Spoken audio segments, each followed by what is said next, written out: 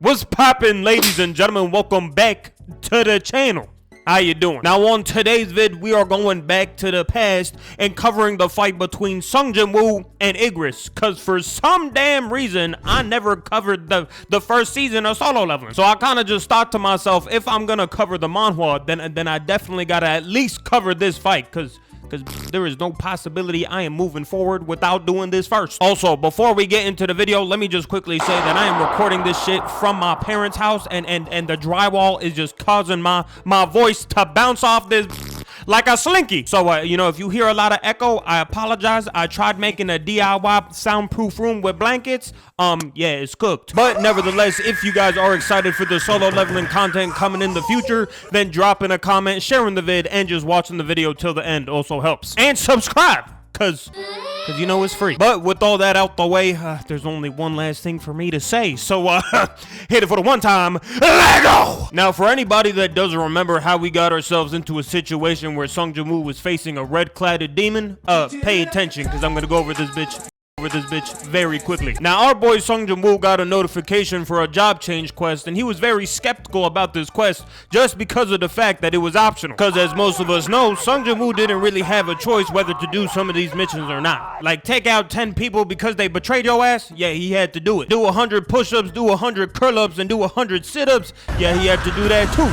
Bro did not have a choice. But the job change quest was different because he could actually say no, which made her boy Sung Jin-woo even more sus, because it's like, you actually giving me the option to put myself out of danger? So this made our boy contemplate whether he wanted to do the quest or not, and came to the conclusion that he wanted to do it because he knew that this bitch was about to make him stronger. Why did he come to that conclusion? Because he realized that it was gonna be hard as shit, and that's why it gave him the option not to do it, because he could definitely die. So with our boy coming to that conclusion, he ends up accepting the job change quest, pops the dungeon door open, and heads inside. Which from here, he's just fighting a bunch of haunted pieces of armor up until the point he gets to the boss room where he sees our red-cladded demon being Igris. And Igris wasted no time, started blitzing our boy, and breaks the pillar behind him like it was tofu. Jin-woo started fearing for his life, thinking, oh nah, I didn't sign up for this. Then out of nowhere, bitch catches the sword swing. While he ragdolling in the air, he thought, okay, it's time to counterattack.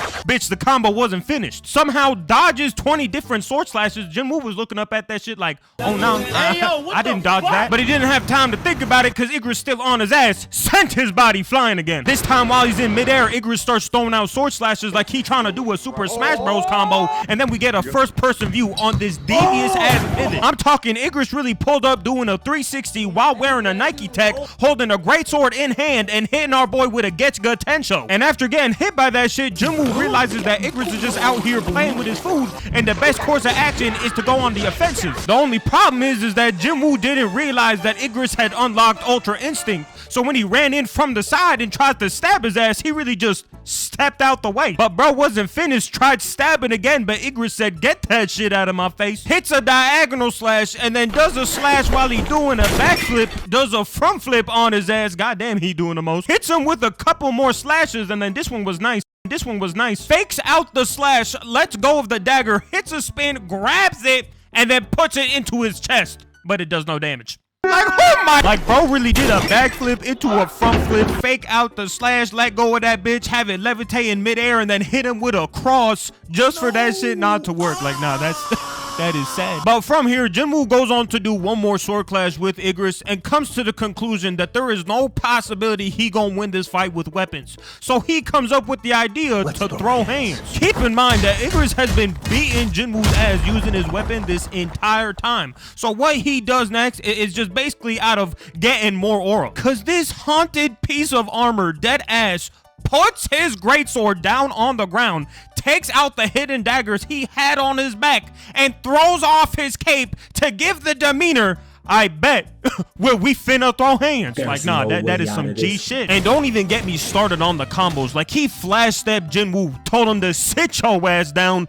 You know what? I changed my mind. Get your ass up. Yeah. Throws him up against the wall and starts running towards him, hits him with the him with the Star Platinum Special and finishes the combo with the Falcon Punch. But somehow, even after eating that combo, Jinwoo starts thinking about the fact that if he gonna beat my ass with power, then I'm gonna have to just beat his ass with speed. And starts blitzing Igris like he on Verdansk, hitting him with that slide cancel movement. But even with him up in his speed, Igris was not phased. Like, he tried to drop kick Igris's ass, but he just tilted his head to the side, said weave. Jinwoo said, how about a second time? Igris eats the punch. Bro then flies in from the top rope, tries to kick him but misses, throws out the left followed by the spin back around, throws out a left followed by a right, goes for the uppercut. Now he's in the air, tries to kick him, but bro, he's missing everything. And it gets to the point that Jinwoo's now in his head, so Igris goes down low, sweeps his feet, and starts hitting him with this nasty left hook into the ground. And I know that shit hurted because Jinwoo's back deadass just did a burpee and he's now in the air. Like, brother, how'd you get in the air if he hit you straight down? You a bouncy ball. I mean, really, if I'm being honest, it's because he got a passive skill that upped his defense, but Igris was determined to keep bro on the ground. He said, hey, catch his boulder. Bro then flash steps him for the second time and then hits him with this foot fetish that spikes him into the ground to the point that he eating concrete, which pisses Jinwoo off. And at this point, I mean, it is pure natural instincts. He's not even thinking about how he's coming about this. He's just trying to throw hands until something lands. And it wasn't looking too good when he first started rushing him down, but until he hit him with that dreidel no jutsu, increased his neck, he was like, oh shit, I got a hit. But that's when all hell broke loose, because while Jinwoo was still in mid-crease in his neck motion, Igris started crashing out, hitting him with the "you are not on my level." Look, up in the sky, it's a bird. It's a plane. It's on sea. Better scramble like an egg before you get folded like an omelet. Tiger.